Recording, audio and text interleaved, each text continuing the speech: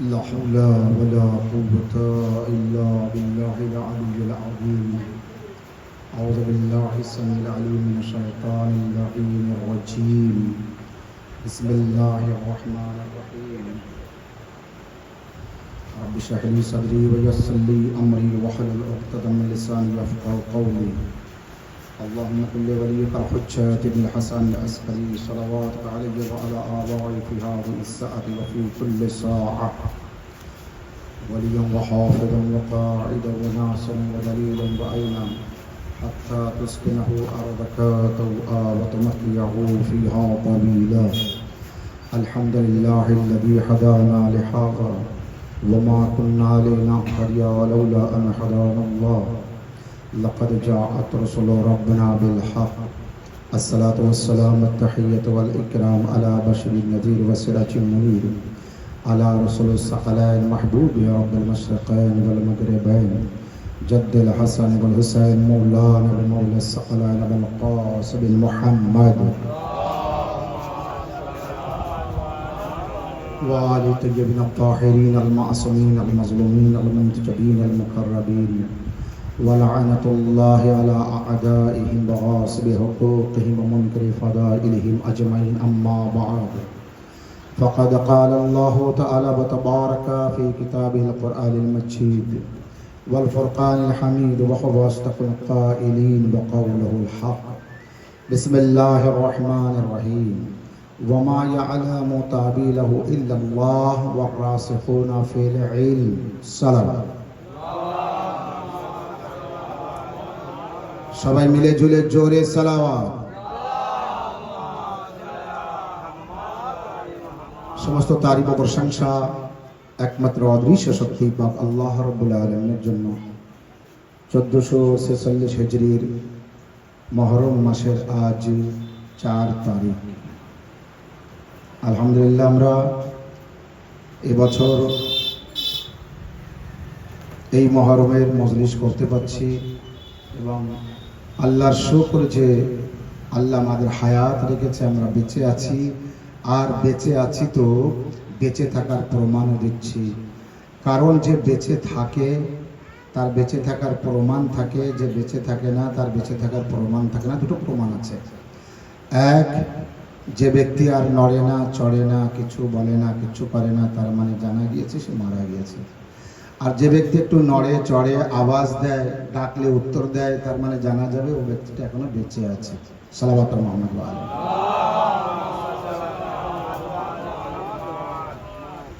আল্লাহ রাব্বুল আলামিন পবিত্র কোরআনে মাজিদকে যে অবতীর্ণ করেছেন, আপনার জানা আছে কি জন্য আল্লাহ কোরআন নাজিল করেছে?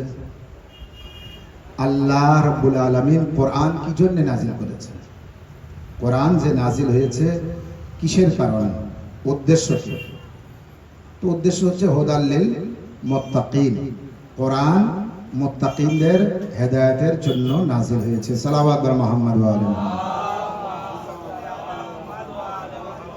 হুদাল লিল ইনসান, মানুষের হেদায়েতের জন্য না, কোরআনে এটা বলেনি আল্লাহ।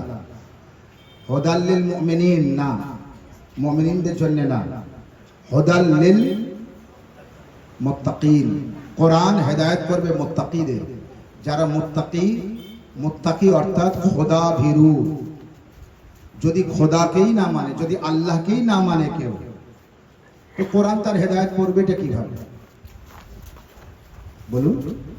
কিন্তু কোরআনে মাজিদের উপরে বিশ্বাস থাকার দরকার আছে, ঈমান থাকার দরকার আছে। যদি কোরআন মাজিদের উপরে ঈমান না থাকে, দেখুন মজলিস মানে একটা ক্লাস, আর আমি কোরআনকে বোঝানোর চেষ্টা করছি কি কোরআন আল্লাহর কালাম, আল্লাহর কিতাব, আল্লাহর বাণী তার মধ্যে আছে। আল্লাহ কোরআন মাজিদকে নাজিল করেছে বোঝার জন্য, জানার জন্য, পড়ার জন্য। মানুষ মারা যাবে, সেখানে নিয়ে যাব, পড়ব। এই জন্য কোরআন শরীফ তাবিজ করার জন্য, কোরআন শরীফ গলায় ঝোলানোর জন্য না, হেদায়েতের জন্য কোরআন নাজিল করেছে আল্লাহ। তো কোরআন হেদায়েত করবে মানুষের। কিন্তু কোরআন মাজিদ কোন কোন মানুষের মাথার ধারে রাখা আছে ফজরের নামাজ কাজা। এটা কি ঠিক?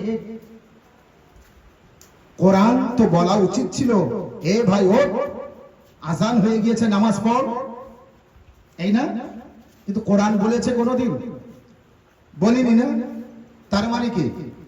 কোরআন হাদি, কোরআন হেদায়েত করবে, কিন্তু সত্যি কি কোরআন কথা বলবে আপনার সাথে? কোরআন কথা বলবে? বলবে না।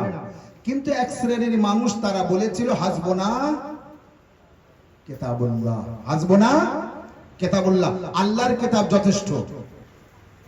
এবং তারা এও প্রমাণ সহকারে, দলিল সহকারে বলছে তারা যেহেতু লিডার, আর লিডার যা বলবে জনগণ সেটা শুনবে। শুনবে না? শুনবে না? আয় কালকের মিটিং, এই মাসের মধ্যে মিটিং আছে, বলো অমুক জায়গায় যেতে হবে, মানে ধর্মতলায় যেতে হবে, ঠিক? তাহলে সমস্ত পতাকাগুলো যা আছে পার্টির সব জায়গায় লাগাতে হবে। একবার নেতার নির্দেশ হোক, একবার নেতার হুকুম হোক, দেখো সয়লাভ হয়ে যাবে এলাকায়, কোনো জায়গার বাকি থাকবে না। মহরম মাসেও নবীর উম্মতি হয়ে ক্লাবে যাচ্ছে, পার্টি অফিসে যাচ্ছে, টিভি দেখতে। কিন্তু একটা মাওলা আব্বাসের আলম আমার মনে হয় এখনো সে হাতে পারেনি, এখন একটা আলম সে লাগাতে পারেনি। এই সমস্ত মানুষের ধারণা এটাই কোরআন যথেষ্ট, লিডার বলে দিয়েছে কোরআন যথেষ্ট, হাসবুনা কিতাবুল্লাহ, কোরআন যথেষ্ট। তারপরে আবার প্রমাণ দিচ্ছে যে কোরআন থাকলে সব হয়ে যাবে, সাথে সাথে বলছে হাদিসের প্রয়োজন নেই, কোরআন যথেষ্ট, হাদিসের প্রয়োজন নেই। কেন না? হাদিস থাকলে উম্মতের মধ্যে বিভেদ হবে, ঝামেলা হবে, ঝগড়া হবে। বলতে বলতে এটাও বলেছে নবীরও প্রয়োজন নেই কোরআন বোঝার জন্য। সালাওয়াত।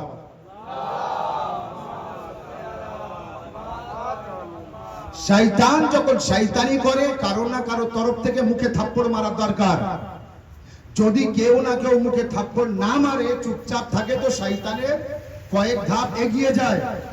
শয়তানকে সবসময় মুখে মারতে হবে। খবরদার শয়তানকে দেখে ভয় পাবেন না, যে শয়তানি করবে তার মারুন মুখে মারতে হবে। আপনি মারবেন না, আমি মারবো না, আর একজন মারবে না, তো শয়তান শয়তানি করবে।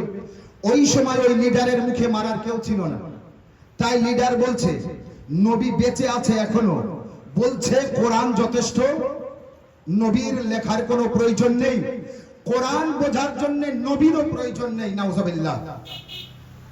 এটা সম্ভব যে কোরআন বোঝার জন্য নবীর প্রয়োজন নেই? সূরা জুমার 2 নম্বরের আয়াতের মধ্যে আল্লাহ বলছে হুয়াল্লাযী বাআসা ফিল উম্মিয়িনা রাসূলাম মিনহুম ইয়াতলু আলাইহিম আয়াতিহি ওয়া ইউযাক্কিহিম ওয়া ইউআল্লিমুহুমুল কিতাবা ওয়াল হিকমা ওয়া ইন কানু মিন ক্বাবলু লাফি দালালিম মুবিন। সালাওয়াত। আমি আয়াত যত তেজ পড়েছি তত তেজে সালাওয়াত।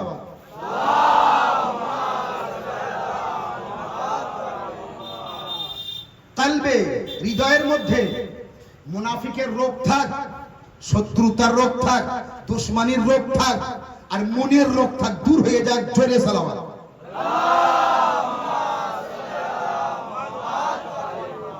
কারণ মুনাফিকের রোগ সাংঘাতিক রোগ, মুনাফিকের রোগ সাংঘাতিক রোগ, নেফাক যাকে বলে। তাই রাসূলুল্লাহ বলেছে, আলী তোমাকে যে ভালোবাসবে না সে ওই ব্যক্তি যে মুনাফিক, তোমাকে যে ভালোবাসবে সে ওই ব্যক্তি যে মুমিন। কারণ মুনাফিকের মধ্যে অনেক দোষ থাকবে, অনেক ত্রুটি থাকবে। মুনাফিক ব্যক্তিরা আলী আলাইহিস সালামকে সহ্য করতে পারেনি। আলী আলাইহিস সালামের উপরে রাগ। আচ্ছা, আলী আলাইহিস সালামের উপরে রাগ, তো নবীর উপরে রাগ কিসের হলো? কেন তুমি বললে যে নবীর কোরআন বোঝার জন্য নবীর প্রয়োজন নেই? আচ্ছা, মক্তব যে মাদ্রাসা আছে, মাদ্রাসায় বই রাখা থাকবে, মাস্টার থাকবে না, আপনি ছেলে মেয়েদের পাঠাবেন? স্কুলে থাকায় সমস্ত বই রাখা থাকবে, মাস্টার একটাও থাকবে না। হ্যাঁ, এইবার আপনি ছেলে মেয়েদের পাঠাবেন, নিজেরা পড়ে পড়ে সব, কেউ মাস্টার হবে, কেউ ডাক্তার, কেউ মাস্টার, কেউ ইঞ্জিনিয়ার হবে। হ্যাঁ, হবে না? দুই গালে চড়াবে না? কেউ ছেলে মেয়ে স্কুলে পাঠাবে? মাস্টার বিহীন স্কুল চলতে পারে? ডাক্তার বিহীন হসপিটাল চলতে পারে? ওস্তাদ বিহীন কোরআন বোঝা যায়? কোরআন বোঝার জন্য যে ওস্তাদের প্রয়োজন, সে ওস্তাদ হলো আহলে বাইত, সে ওস্তাদ হলো 14 মাসুমিন আলাইহিস সালাম। কিন্তু নিজেরা 14 মাসুমিনের ভিতরে নাম লেখাতে পারেনি, তাই বলছে কোরআন বোঝার জন্য কারোর দরকার নেই, নিজেরা নিজেরা বুঝে যাবে। হায় রে মুনাফিকের দল! হাই রে নিফাকের দল, দুশমনে রাসূল, দুশমনে পয়গম্বর। এত রাসূলুল্লাহ সাল্লাল্লাহু আলাইহি ওয়া সাল্লামের সাথে দুশমনি কিসের? পরিষ্কার বলছে কোরআন আমরা নিজেরা বুঝতে পারবো, কারণ কোরআন আরবি ভাষায় নাজিল হয়েছে। আর আরবি ভাষা আমরা সবাই জানি, আরবি ভাষা আমরা সবাই জানি, আরবি ভাষা সহজ, আরবি ভাষা আসান। আল কোরআন হুয়া নূরুন জাহিরুল লিনাফসি ওয়া মাজহারুল লিগায়রি। কোরআন নূর, সে নিজেও জ্যোতি অন্যদের জ্যোতি দেয়, নিজে আলো অন্যদের আলো দেয়, নিজে নূর অন্যদেরও নূর দেয়। এবং জাহিরুল লিনাফসি, সে প্রতিটি নাফসের উপরে কোরআন জাহির করে, অন্যদের জন্য জাহির করে। কোরআন বোঝার জন্য না হাদিসের প্রয়োজন, কোরআন বোঝার জন্য না নবীর প্রয়োজন। এখান থেকে তারা উলিল আমরকেও আউট করে দিল, রাসিখুনা ফিল ইলমকেও আউট করে দিল। কারণ যেহেতু ওই দলের মধ্যে, ওই কাফেলার মধ্যে, ওই লস্করের মধ্যে, উলিল আমরের মধ্যে যখন আমি যেতে পারিনি, তখন উলিল আমরের প্রয়োজন নেই, কোরআন নিজে নিজে বুঝে যাব। এই হচ্ছে দলিল দিয়েছে আরবের লোক। আজ থেকে 1400 বছর আগেকার এক শ্রেণীর একটা টিম ছিল। বোঝাতে পেরেছি? সালাওয়াত।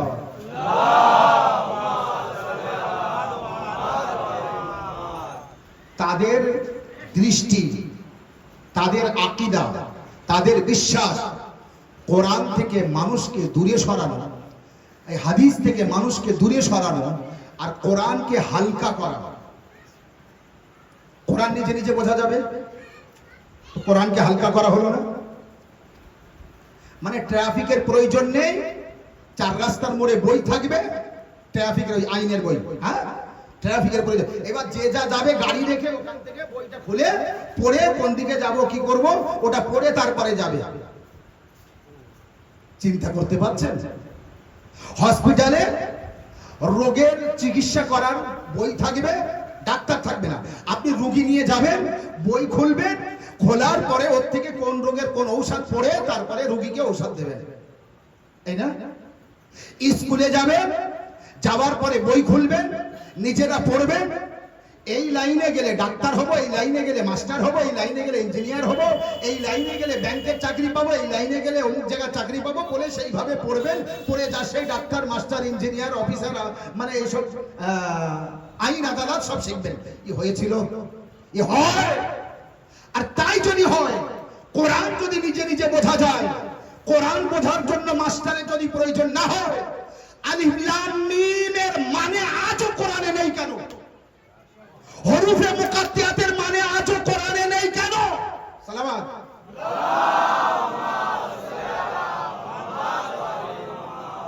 বলুন।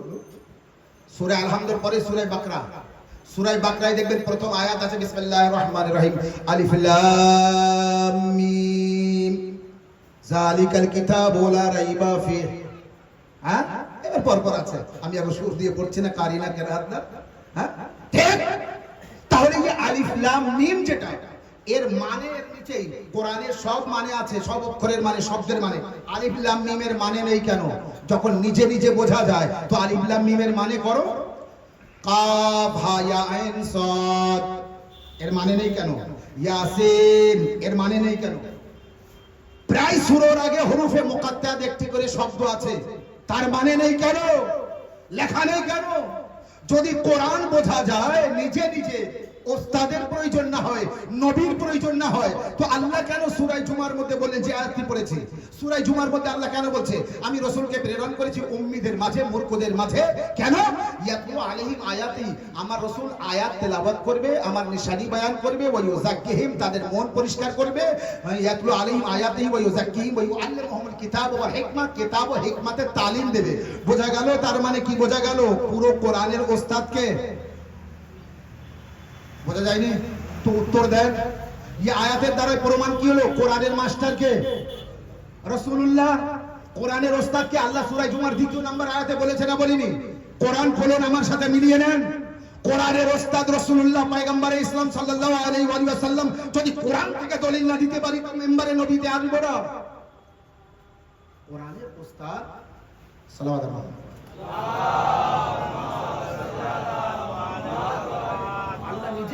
কোরআনের ওস্তাদ আমার নবী। আমার নবী কোরআনকে শিক্ষা দিতে গিয়েছে, কোরআনের মাস্টার হয়ে গিয়েছে, কোরআনকে বোঝাতে গিয়েছে। কিন্তু নবীর উম্মত নবীর কলেমা পড়ে নবীর পাশে থেকে শেষ সময় নবীর এত কষ্ট দিচ্ছে, বলছে না না না দরকার নেই, ও কোরআন বোঝার জন্য নবীরও দরকার নেই আর হাদিসেরও প্রয়োজন নেই। কেন না, হাদিস থাকলে কোরআনের সাথে মিলে যাবে, কোরআনের মধ্যে ঢুকে পড়বে, আর উম্মতীদের মধ্যে বিভেদ হবে, ঝগড়া ঝামেলা হবে। ওর থেকে এক কাজ করো। এক ব্যক্তি কি করলো, 1 মাস ধরে কোরআনের আয়াত গবেষণা করে করে এর কাছে ওর কাছে যার কাছে যা পেয়েছে সব জোগাড় করেছে এক জায়গায়।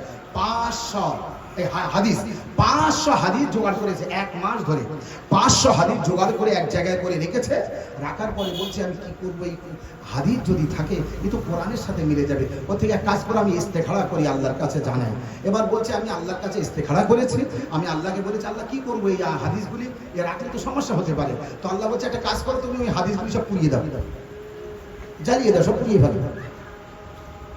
সেই হাদিসগুলি সব পুড়িয়ে ফেলল। নাউজুবিল্লাহ, আল্লাহ মাফ করো। নবীর হাদিস পড়ানো প্রমাণ এটাই হলো, নবী যে হাদিসগুলি বলেছে তার মানে ভুল বলেছে বা মিথ্যে বলেছে বা দরকার ছিল না, তাই হাদিসগুলি পড়ানো হচ্ছে। যদি ওই হাদিস পড়ানোর দরকার ছিল, 500 হাদিস জোগাড় করে 1 মাসের ভিতরে একসাথে এক ব্যক্তি পুড়িয়ে ফেলল। আর একটা ব্যক্তি 500 হাদিস জোগাড় করে মেয়ের কাছে রেখেছে। রাত্রে মেয়ে বলছে আপা তোমার মন এত খারাপ কেন? তোমার যে 500 হাদিস যে তোমার কাছে রেখেছে, আমার চিন্তা হচ্ছে কোরআনের মধ্যে ঢুকে পড়ে কিনা, মানুষ ওই হাদিসগুলি আয়াত মনে করে কিনা। তো বলে কি চিন্তা ভাবনা করছো? বলছে একটা কাজ করে আগুন নাই পুড়িয়ে দিয়ে। বলে 500 হাদিস সেও পুড়িয়ে দিয়েছে। কিছু হাদিস মেয়ের কাছে ছিল, পরে গিয়ে চেয়েছে, তো বলছে আমার ছাগল খেয়ে নিয়েছে। এইভাবে আহলে বাইতের ফজিলাতের যে সমস্ত হাদিসগুলি ছিল, খুঁটে খুঁটে সেই হাদিসগুলি পুড়িয়েছে,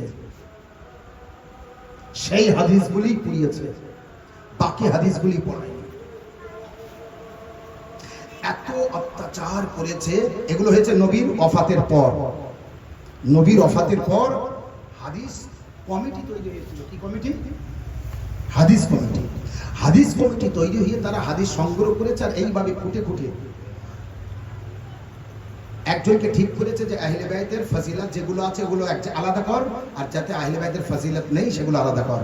যেগুলো আহলে বাইতের ফজিলত নেই, নামাজ রোজা হজ যাকাতের বিষয়, ওইগুলি রেখে দাও, আর আহলে বাইতের নাম যেখানে যেখানে আসে সব পুড়িয়ে ফেল। আর যেগুলো পড়াতে পারবি না, আহলে বাইতের নাম যেখানে যেখানে কেটে আমার নাম বসা, এর নাম বসা, ওর নাম বসা। সালাওয়াত মুহাম্মদ এই ইতিহাস জীবনে শুনিনি, আপনারাও শোনেননি। ক্লাস হয়েছে, খুব কষ্ট করে ক্লাস করতে হয়েছে, এবং ওলামা ইরান থেকে বড় বড় আলিম ওলামারা বয়ান করেছে, সেগুলি লিখতে হয়েছে, তারপরে আপনাদের সামনে বয়ান করতে পারছে। এরপর আরো হতে থাকবে। মহরমের জন্য এখন ছুটি আছে। আল্লাহু আকবার। এত অত্যাচার করেছে, এত অত্যাচার করেছে, হাদিস থেকে দূরে সরিয়েছে, আহলে বাইত থেকে দূরে সরিয়েছে। প্রথম ইমাম হযরত আলী মাওলা মুশকিল কোষার থেকে মানুষকে এত দূরে সরিয়েছে, এত দূরে সরিয়েছে कि আলী আলাইহিস সালাম লোকের বাড়ি বাড়ি গিয়েছে। যাওয়ার পরে বলছে আচ্ছা গাদির ঘুমের ময়দানে রাসূলুল্লাহ আমার খলিফা করেনি? কে বলছে আমি বলতে পারবো না, ও বলছে আমি বলতে পারবো না, ও বলছে আমি বলতে পারবো না। খুঁটে খুঁটে খুঁটে খুঁটে আলী আলাইহিস সালাম লোকের সবার ধরে ধরে গিয়েছে। যাওয়ার পরে 44টা ব্যক্তি সাক্ষী দিয়েছিল, হ্যাঁ আলী আমি সাক্ষী দিচ্ছি রাসূলুল্লাহ সাল্লাল্লাহু আলাইহি ওয়াসাল্লাম তোমাকে গাদিরে খোমের ময়দানে খলিফা নিযুক্ত করেছে। আমি স্বীকৃতি দিচ্ছি, আমি সাক্ষী দিচ্ছি, কারণ আমি নিজের চোখে দেখেছি, নিজের কানে শুনেছি। 44টা ব্যক্তি, হাজার হাজার মানুষের মধ্যে 44টা লোক শুধুমাত্র মাওলা আলীর কথায় সাক্ষী দিল, স্বীকৃতি দিল। বাকি মানুষ কেউ রাজি হলো না সত্যিটা বলার জন্য, সত্যটা বলার জন্য কেউ রাজি হলো না। আলী আলাইহিস সালাম বললেন শোনো, 44টা লোককে এক জায়গায় ডাকনা, যে 44টা লোক সাক্ষী দিয়েছে। বলছে একটা কাজ করো, তোমরা যখন সাক্ষী দিয়েছো, স্বীকৃতি দিয়েছো, তো একটা কাজ করো, কালকে তোমরা অমুক জায়গায় এসো, সবাই ওই টাইমে মাথার চুল ফেলে মানে নেড়া হয়ে আর কাফনের কাপড় পরে 44টা ব্যক্তি তোমরা কাল অমুক জায়গায় এসো, অমুক টাইমে এসো, মাথার চুল ফেলে আর কাফনের কাপড় পরে দরবারে যাব আমরা একসাথে। আমি সেখানে দাবি রাখবো রাসূলুল্লাহ সাল্লাল্লাহু আলাইহি ওয়াসাল্লাম আমাকে খলিফা বানিয়েছে কিনা গাদির খবরের ময়দানে তোমরা 44 জন সাক্ষী দেবে। আলী আলাইহিস সালাম বললেন, পরের দিন ওই টাইমে আলী আলাইহিস সালাম ওখানে যে অপেক্ষা করলেন, সময় পার হয়ে গেল, শুধুমাত্র 4 জন ব্যক্তি সেখানে হাজির হলো। শুধুমাত্র 4 জন ব্যক্তি। ইসলামের ইতিহাসে সেই 4 জন ব্যক্তির নাম জুবায়ের, সালমান ফারসি, আবু যার গফফারি আর মিকদাদ। সালাওয়াত।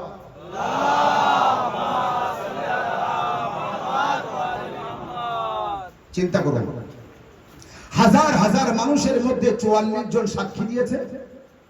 পরের দিন দরবারে যাওয়ার জন্য যখন এমনি তো সাক্ষী দিয়েছে যে বলবোটা কি হয়েছে, কিন্তু মাওলা যখন বললেন কালকে দরবারে যেতে হবে, লিডারের সামনে গিয়ে বলতে হবে, লিডার হয়তো মেরেও ফেলতে পারে, যাই করুক না কেন, মাথা চুল ফেলে কাফনের কাপড় পরে এসো, মেরে ফেলে ওই কাফনের কাপড় পরে ওইভাবে কবরে যাবে, চলো এসো।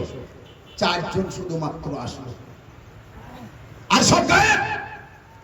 4 জন ব্যক্তি এসছে মাওলা আলী আলাইহিস সালামের সাথে স্বীকৃতি দেওয়ার জন্য। একবার ভাবতে পারেন, সালমানে ফারসি, আবু যার গফফারি, মিকদাদ আর জুবায়ের। আর এক সাহাবী এসেছিল অনেক পরে, আর এক ভক্ত মাওলার এসেছিল যোহরের টাইমে, যোহরের সময়। তো আলী আলাইহিস সালাম তাকে বলেছিলেন, তুমি এত দেরি করলে। তার গায়ে হাত রেখে বা বুকে হাত রেখে মাওলা আলী আলাইহিস সালাম তার দিকে তাকিয়ে বললেন, কি ব্যাপার, তুমি এত দেরি করে আসলে? তো সে বলেছিল, মাওলা আমার একটু আসতে দেরি হয়েছে, ভাবছিলাম কি করব আর কি করব না। সালাওয়াত।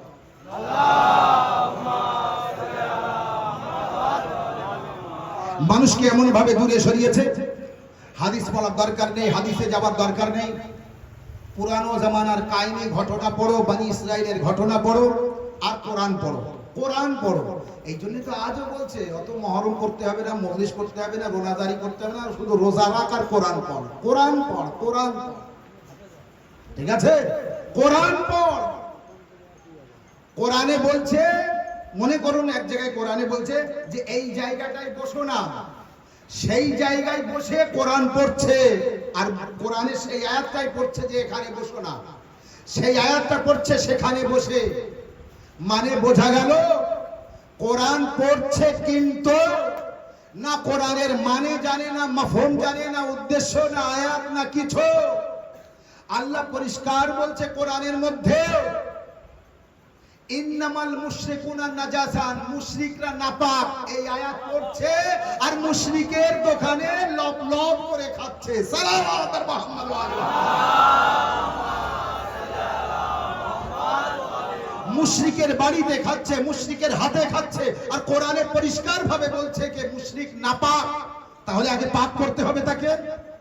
এই হচ্ছে কোরআনের আয়াত, এই হচ্ছে কোরআনের তরজমা, এই হচ্ছে কোরআনের মাফহুম, এই হচ্ছে কোরআনের উদ্দেশ্য। মুশরিক আলাদা, কাফিরকে আলাদা বুঝবেন, মুশরিককে আলাদা বুঝবেন, মুসলিম আলাদা, অমুসলিম আলাদা, ইহুদি আলাদা, খ্রিস্টান আলাদা, কাফির আলাদা, মুশরিক আলাদা। তরজমা বুঝবেন, তারপরে উহা করবেন। এর আগে অত উহা করতে যাবেন না। কোরআনের সঠিক তথ্য, কোরআনের সঠিক তরজমা, কোরআন আয়াতের সঠিক মানে উদ্দেশ্য সবার সামনে বয়ান করতে হবে। মিসামে তাম্মারের মতো ফাঁসিতে ঝুলিয়ে দিক, তারপরও সত্য কথা বলতে হবে।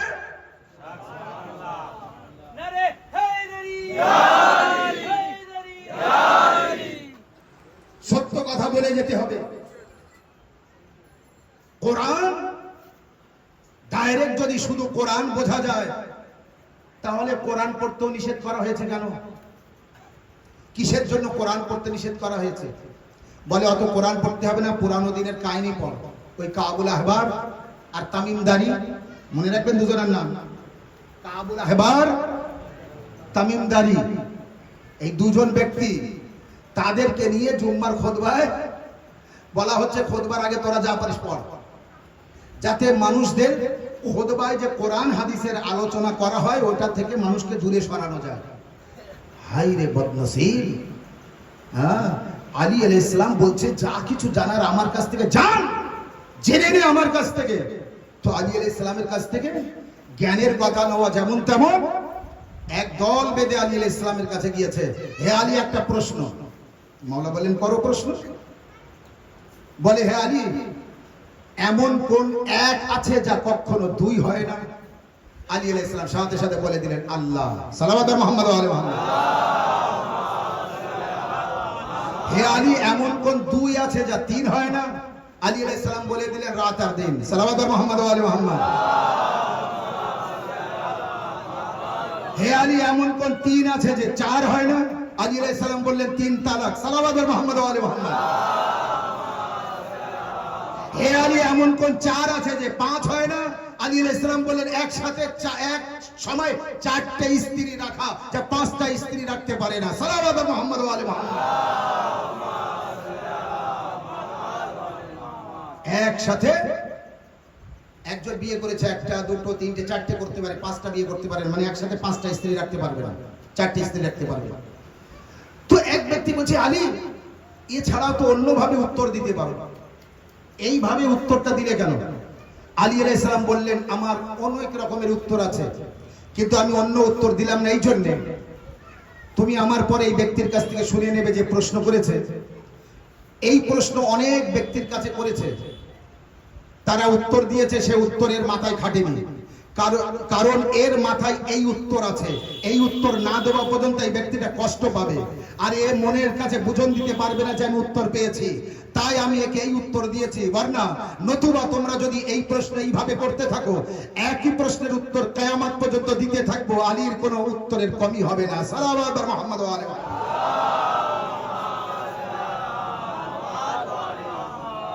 আল্লাহ রাব্বুল আলামিন কোরআন মাজিদের সূরা আলে ইমরানের ৭ নম্বর আয়াতের মধ্যে বলছে ওয়ামা ইয়ালামু তা'বিলাহু ইল্লাল্লাহ ওয়ার রাসিখুনা ফিল ইলম। ওয়ামা ইয়ালামু তা'বিলাহু ইল্লাল্লাহ ওয়ার রাসিখুনা ফিল ইলম, সূরা আলে ইমরানের আয়াত নাম্বার 7। মনে রাখবেন, মিলিয়ে নেবেন। ওয়ামা ইয়ালামু তা'বিলাহু ইল্লাল্লাহ ওয়ার রাসিখুনা ফিল ইলম। আল্লাহ বলছে কোরআনের ইলম এক আল্লাহর কাছে আছে, আর তাদের কাছে যারা রাসিখুনা ফিল ইলম। সালাওয়াত মুহাম্মদ।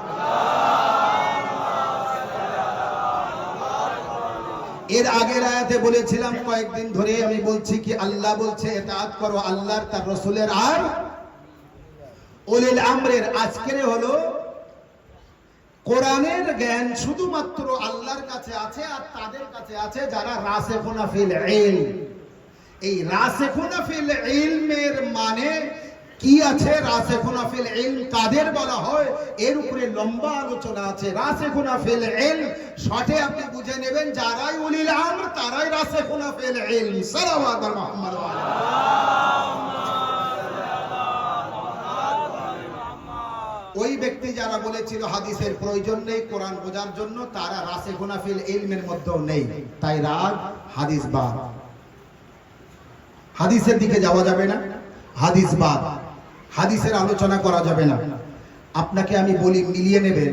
আর মাইকের আবার যত দূর যাচ্ছে আমার ভাই ও মনে বোনেরা, রাগ করবেন না, কষ্ট পাবেন না, দুঃখ পাবেন না, আমার কথাটা মিলিয়ে নেবেন। কারোর কথা শুনবেন না, আমার কথাটা মিলিয়ে নেবেন। যদি না মিলে থাকে, যদি আপনার যুক্তি বুদ্ধির সাথে না মেলে, তা আমার কথার সাথে না মেলে, তাহলে আপনি কালকের এসে ধরুন, পরশু ধরুন, যখনই ধরুন, এই 28টা বছর, 28 বছরে পড়লো তো আছি, মৃত্যুর আগ পর্যন্ত ইনশাআল্লাহ যদি রাখে তো থাকবো। যখন আসবেন উত্তর দেবো আপনার কাছে, উত্তর দেওয়ার জন্য আমি প্রস্তুত আছি। কখনো পিছু পা হবো না, কখনো হরবো না। হাদিস থেকে যে দূরে সরিয়েছিল যে কোরআন বোঝার জন্য হাদিসের প্রয়োজন নেই, কোরআন বোঝার জন্য নবীরও প্রয়োজন নেই। আপনি বলুন, সারা বছর ধরে যত ওয়াজ ও নসিহত শুনেছেন, ওয়াজ ও নসিহতের ঘন্টার পর ঘন্টা ছেড়ে দিলাম, 1 ঘন্টার ওয়াজ ও নসিহতের ভিতরে দেখুন তো হাদিস কটা আলোচনা হয়, কটা হাদিস আছে। মানুষ যখন জ্ঞানী হয়, নিজের জ্ঞানের দ্বারাই আলোচনা করতে করতে ঘন্টার পর ঘন্টা মানুষদের রাখতে পারে, পারে না? পারে না? আর তাই বর্তমান যুগে রাখা হয়। কিন্তু একটা আলোচনায়, একটা ওয়াজ ও নসিহতে এত হাদিস আছে পয়গম্বর ইসলামের, এত হাদিস আছে উলিল আমরের, এত হাদিস আছে রাসিখুনা ফিল ইলমের, এত হাদিস আছে 14 মাসুম আলাইহিস সালামের, যা বয়ান করলে মানুষ জ্ঞানের উপর জ্ঞান পায়। কিন্তু ঘন্টার পর ঘন্টা ওয়াজ ও নসিহত হয়, হাদিসের আলোচনা হয় না, হাদিস তুলে ধরা হয় না। কারণ কি? কারণ 1400 বছর ধরে আইন পাশ করা হয়েছিল, এখনো চলছে। হাদিসের দিকে যাস না, যা যাস মানে কাহিনীর দিকে যা, ঘটনার দিকে যা। সালাওয়াত মুহাম্মদ ওয়া আলিহি।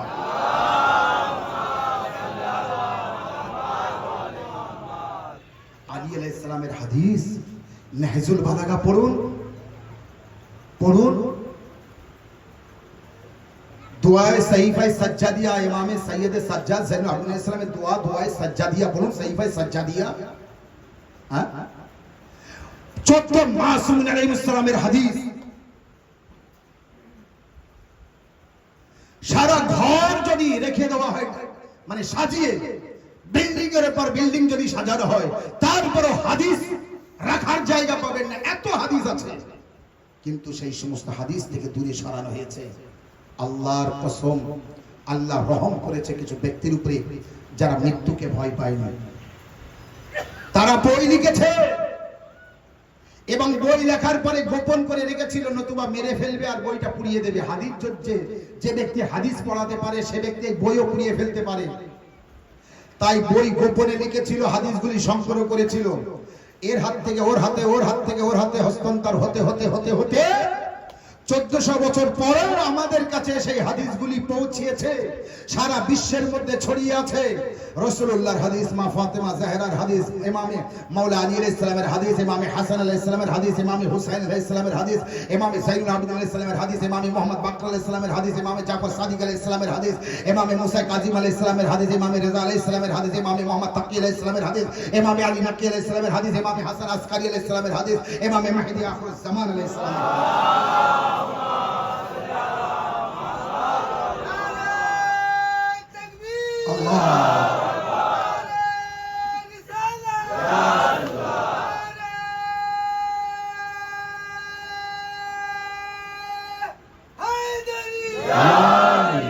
কিন্তু হাদিস থেকে মানুষকে দূরে সরানোর কাজ কি হলো?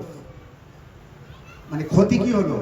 ক্ষতি এটা হয়েছে, যারা হাদিস থেকে সরে গিয়েছে তারা আল হাসান ওয়াল হুসাইন সাইয়্যিদা শাবাব আহলিল জান্নাহ এর থেকে বঞ্চিত হলো। ইয়া আলী আনতা কাসিমুন নার ওয়াল জান্নাহ এর থেকে বঞ্চিত হলো। ইয়া আলী হুব্বুকাল ঈমান ওয়া বুগযুকান নিফাক বঞ্চিত হলো। ইয়া আলী আনতা মিন্নি বিমানজিলাতি হারুন মিন মুসা ইল্লা নাবিয়্যা মিন বাদি বঞ্চিত হলো। হুসাইন মিন্নি ওয়া আনা মিনাল হুসাইন এর থেকে বঞ্চিত হলো। ফাতেমা তো বাজাতুম মিন্নি এর থেকে বঞ্চিত হলো। ফাতেমা তো সাইয়্যিদাতুন নিসাহিল জান্নাত থেকে বঞ্চিত হলো। হাজারো লাখ হাদিস আছে যে হাদিসগুলি না তারা পড়তে পেরেছে, না জবানে আনতে পেরেছে, না শুনতে পেয়েছে, না তার উপরে আমল করতে পেরেছে। এক কথায় অন্ধকারে ছিল, অন্ধকারে আছে, অন্ধকারে থাকবে। বার হতে পারবো না। বার করার জন্য পয়গম্বর ইসলাম এসেছিলেন, তো তারা নিষেধ করে দিয়েছে কোরআন বুঝতে, হাদিস বুঝতে। ও পয়গম্বর ইসলামেরও দরকার নেই, পয়গম্বর নাউজুবিল্লাহ जो मर गया वो मर गया। ওয়াহাবিদের কথা, जो मर गया ডক্টর জাকির নায়েকের কথা। আর জাকির নায়েক যে সিলসিলার, ওই সিলসিলার লোকদের এই আকীদা যে রাসূলুল্লাহ পয়গম্বর ইসলাম সাল্লাল্লাহু আলাইহি ওয়া সাল্লাম তিনি ইন্তেকাল করেছেন, মানে মারা গিয়েছেন, মানে শেষ হয়ে গিয়েছেন। ইয়া নবী আল্লাহ বলা যাবে না, ইয়া রাসূলুল্লাহ বলা যাবে না, নবীকে ডাকা যাবে না, নবীর নামে কিচ্ছু করা যাবে না, শেষ, বাস হয়ে গিয়া। মানে সাধারণ মানুষ মরে গেছে, এইটা রাসূলুল্লাহর দিকে নিয়ে গিয়েছে। হতে পারে? সম্ভব? কোরআনকে সাধারণ মানুষের কাছে একটি, আল্লাহ মাফ করুন, একটি বই আকারে পেশ করা হয়েছে। কারণ কোরআনের তাফসীর করতে কোনো হাদিসের সাহারা নেব না, কোনো ওস্তাদের সাহারা নেব না। এই 12 ইমামকে যে মানবো না, 14 মাসুম আলাইহিস সালামকে যে মানবো না, সেটা প্রথম থেকে আইন পাশ করে দিল। কোরআন বোঝার জন্য মাস্টারের প্রয়োজন নেই। তার মানে কোরআন বোঝার জন্য আহলে বাইতের প্রয়োজন নেই। নবী বলছে আমি দুটো জিনিস ছেড়ে যাচ্ছি, কোরআন আর আহলে বাইত। ইন্নী তারিকুন ফিকুমুস সাকালাইন, আমি দুটো ভারী জিনিস ছেড়ে যাচ্ছি। ইন্নী তারিকুন ফিকুমুস সাকালাইন, আমি দুটো ভারী জিনিস ছেড়ে যাচ্ছি। কখনো রাসূলুল্লাহ বলছে আমি যে দুটো ভারী জিনিস ছেড়ে যাচ্ছি, এক হলো কিতাব আল্লাহ, আল্লাহর কিতাব, আর অপরটি হলো আমার আহলে বাইত। তাহলে দুটো ভারী জিনিস ছেড়ে যাচ্ছে। এখন মানুষ বলছে আহলে বাইতের দরকার নেই, আহলে বাইতকে দেখতে হবে না, ডাকতে হবে না, কিছু করতে হবে না, আমি নিজে নিজে কোরআন বুঝবো। এখন কথা হলো, নিজে নিজে যদি কোরআন বোঝো তাহলে বলো কোরআনে যে আছে ওয়ামিনান নাসি মা ইয়াশরি নাফসাহু ইবতিগা মারাদাল্লাহ ওয়াল্লাহু রাউফুম বিল ইবাদ, এই আয়াতের তরজমা কি? কোরআন যদি নিজে নিজে বুঝতে পারো তাহলে বলো ফামান হাজ্জাকা ফিহি মিন বা'দি মা জাআকা মিনাল ইলমি ফাকুল তাআলাউ নাদু আবনানা ওয়া আবনাকুম ওয়া নিসানা ওয়া নিসাআকুম ওয়া আনফুসানা ওয়া আনফুসাকুম সুম্মা নাবতাহিল ফানাজাল লা'নাতাল্লাহ আলাল কাযিবিন, এই আয়াতের তরজমা কি? যদি মনে করো ওস্তাদের প্রয়োজন নেই, কোরআন নিজে নিজে বুঝতে পারবো, তাহলে বলো কোরআনের মধ্যে যা আছে ইন্নামা ওয়ালিকুল্লাহু ওয়া রাসূলুহু ওয়াল্লাযিনা আমানুল্লাযিনা ইয়াকিমুনাস সালাত ওয়া ইউতুনাজ যাকাত ওয়া হুম রাকিউন, এর তরজমা কি? যদি বলো কোরআন বোঝার জন্য মাস্টারের প্রয়োজন, নিজে নিজে বুঝতে পারবো, তাহলে বলো কুল্লা সালাকুম আলাইহি আজরান ইল্লাল মাওয়াদ্দাতা ফিল কুরবা, এর তরজমা কি? যদি মনে করো কোরআন বোঝার জন্য মাস্টারের প্রয়োজন, নিজে নিজে বুঝতে পারবো, তাহলে বলো কোরআনের মধ্যে যে আছে ইয়া আইয়ুহার রাসূলু বাল্লিগ মা উনজিলা ইলাইকা মির রাব্বিকা ওয়া ইল্লাম তাফআল ফামা বাল্লাগতা রিসালাতাহু ওয়াল্লাহু ইয়াসিমুকা মিনান নাস, এই আয়াতের তরজমা কি? বাপ কা বেটা হও তো সামনে এসে কথা বলো, কোরআনের তরজমা করো। এই সমস্ত আয়াতগুলির তরজমা কি আছে?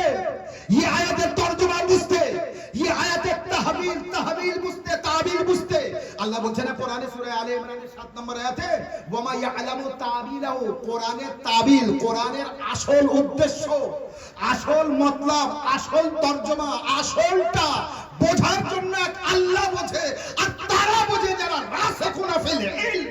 সালাওয়াত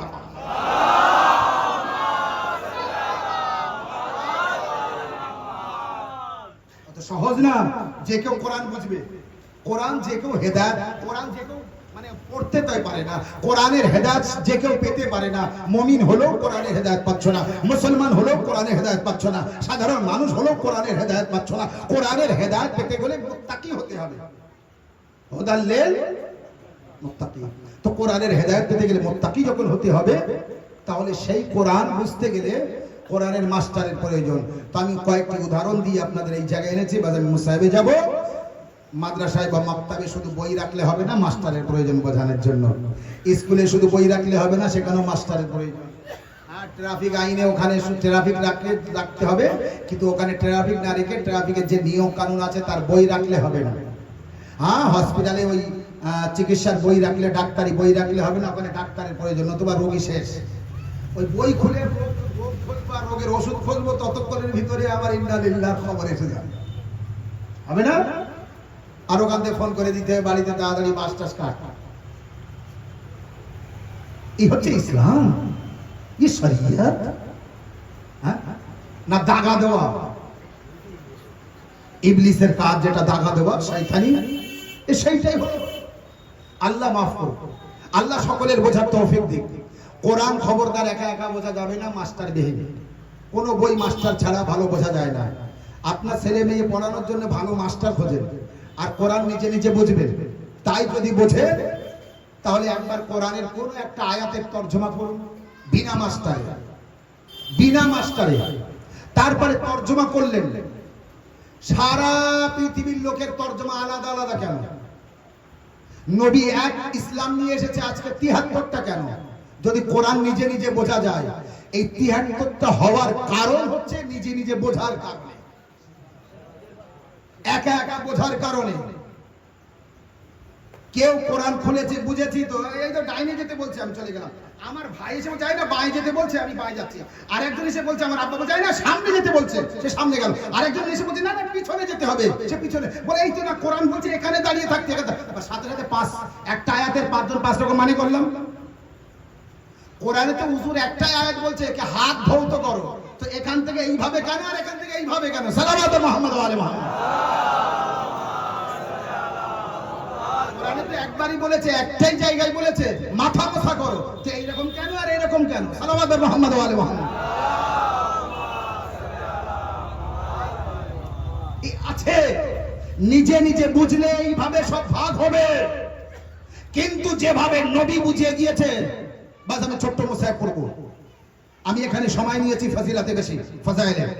যেভাবে নবী বুঝিয়ে গিয়েছে, নবীর মেয়ে ঠিক সেইভাবে বুঝিয়ে গিয়েছে না অন্যভাবে? বুকে হাত রেখে বলুন, মাথায় কোরআন রেখে বলুন, ইনসাফ করে বলুন। বাপ যেভাবে গিয়েছে মেয়ে সেইভাবে যাবে না, যাবে না। আর তাও বাপের মতো বাপ নবী, পয়গম্বর ইসলাম যেভাবে গিয়েছে তার মেয়ে জামাই সেইভাবে যাবে না যাবে না? তার দুই নাতি হাসান হোসেন সেইভাবে যাবে না যাবে না?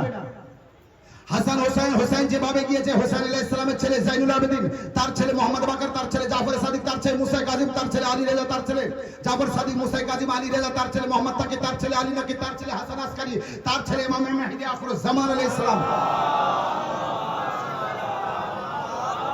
যেভাবে পয়গম্বর ইসলাম গিয়েছে সেইভাবে তার আলো আওলাদ গিয়েছে না যায়নি? সেই আলো আওলাদকে যারা আজও মেনে চলে তারা পয়গম্বর ইসলামকে সেইভাবে মানছে যেন সামনে থেকে পয়গম্বর ইসলাম আমাদের শিক্ষা দিয়েছে, আর সেই শিক্ষা নিয়ে আমরা আজও আমল করছি, সেই শিক্ষা নিয়ে আজও মজলিস করছি, সেই শিক্ষা নিয়ে আজও আমরা মাতম করছি। কারণ আমাদের সামনে আছে হুসাইনকে নিয়ে পয়গম্বর ইসলাম কাঁদছে, আজও যেন আমাদের সামনে নবী হুসাইন হুসাইন করে কাঁদছে, আর আমরাও সেইভাবে হুসাইন হুসাইন করে কাঁদছি। এর মধ্যে কোনো তফাৎ নেই, এর মধ্যে কোনো পার্থক্য নেই। এই জন্যই তো মাওলা আলীকে বলি বিলা ফাসল খলিফা। বিলা ফাসল মানে বোঝেন? একের পরে দুই, এই এক আর দুই এর মাঝখানে কি আছে বলুন তো দেন? কিচ্ছু নেই না? এক আর দুই এর মাঝখানে কি আছে সংখ্যায়? কিচ্ছু নেই। তো নবীর পরে আলী খলিফা, এর মাঝখানে কিচ্ছু নেই, এর মানেই বিলা ফাসল। সালাওয়াত মুহাম্মদ।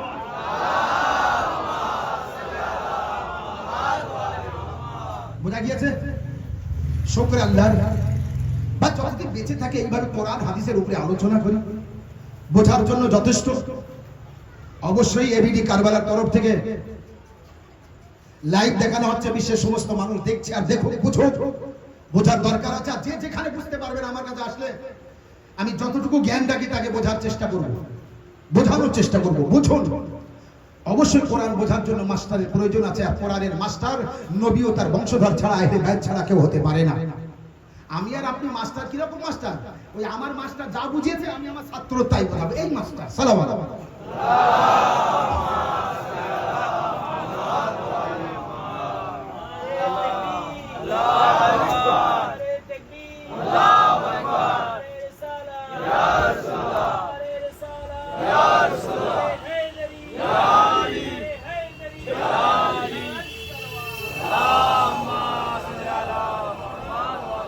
আল্লাহ তৌফিক দান করুক আমাদের। আজ মহরমের 4 মজলিস সেকেন্ড নম্বরীতে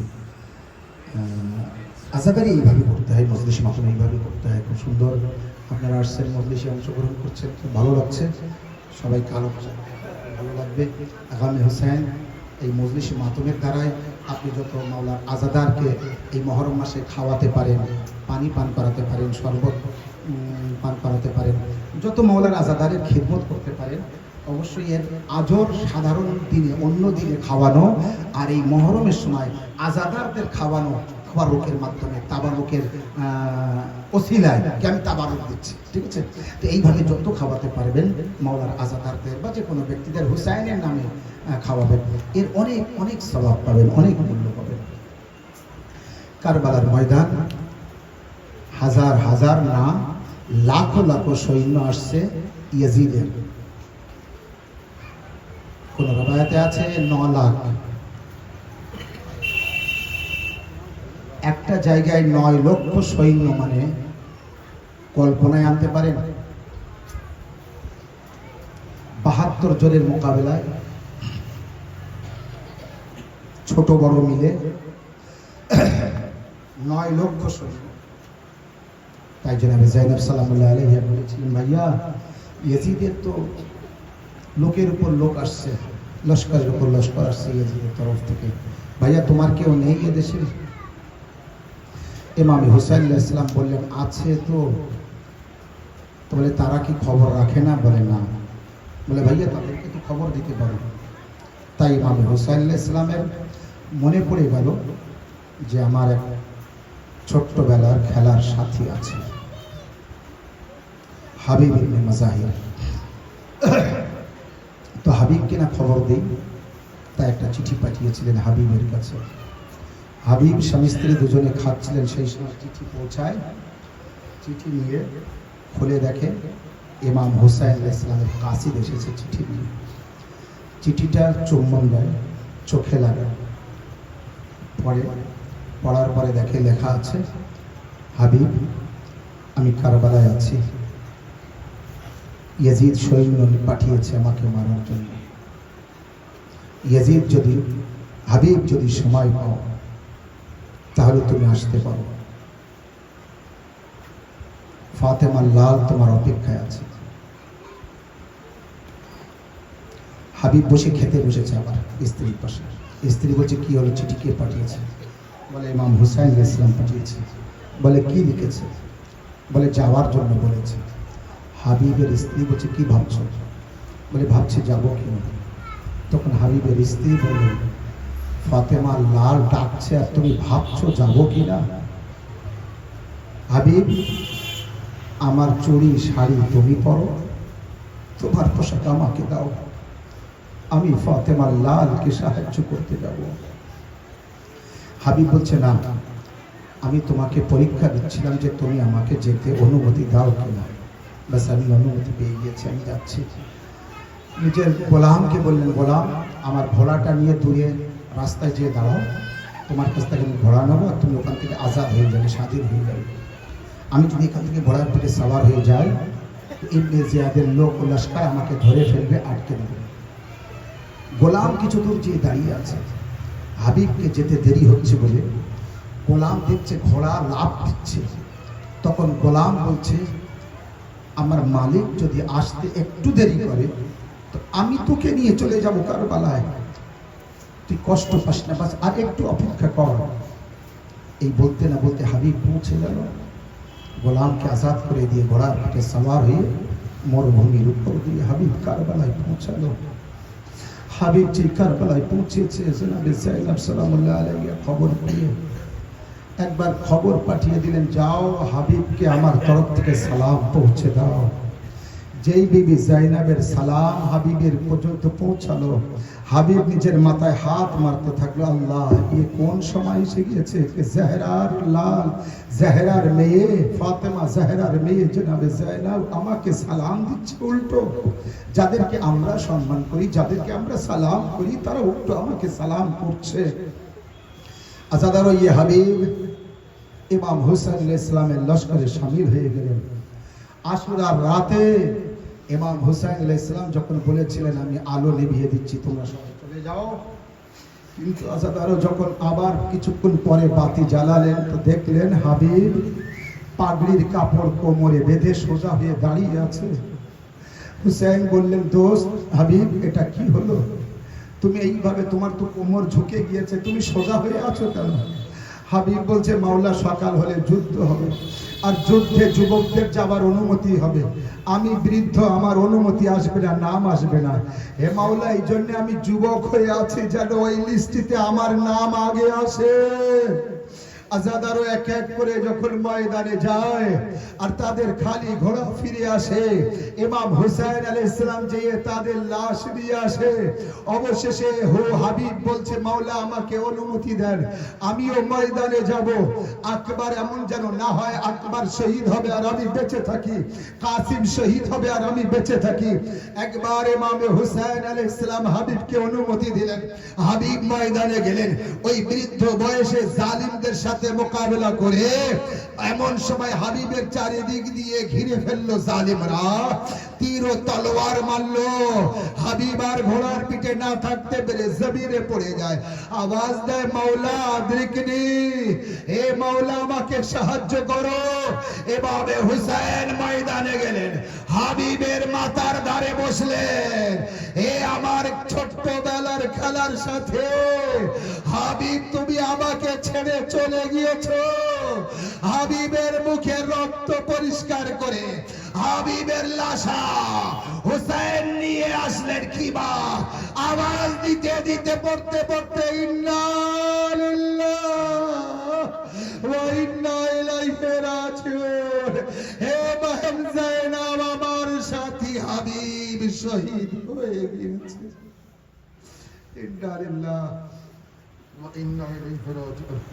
رضا بقضاء وتسليما لأمره وسيعلم الذين ظلموا أي منقلب ينقلبون। পরওয়ারদিগার মহশির কবুল করে নিন। আমার আল্লাহ বানি সৈয়দ সোহদাকে কবুল করে নিও। আমাদের চোখের পানি মা জাহরার রুমালে জায়গা করে দিও।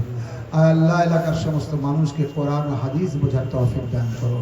মাওলার আজাদারিকে বোঝার তৌফিক দান করো। আয় আল্লাহ, আমাদের এই আজাদারি মজলিস ও মাতমকে কবুল করো। আমাদের যুগের ইমামকে তাড়াতাড়ি জহুর করো। ইমামের পতাকা তলে আমাদের শরীক আমার তৌফিক দান করো। মাহতাম